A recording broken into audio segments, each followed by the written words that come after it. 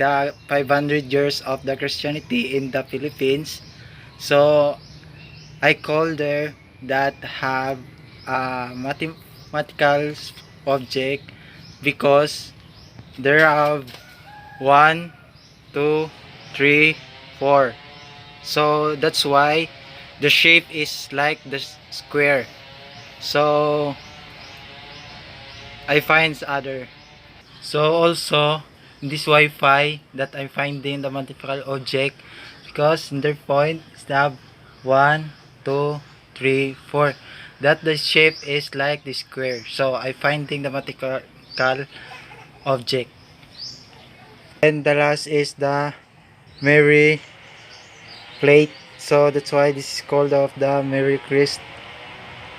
So this coming out the Christmas day. So that's why I have the plate. So that I finding the mathematical object it because 1, 2, 3, 4.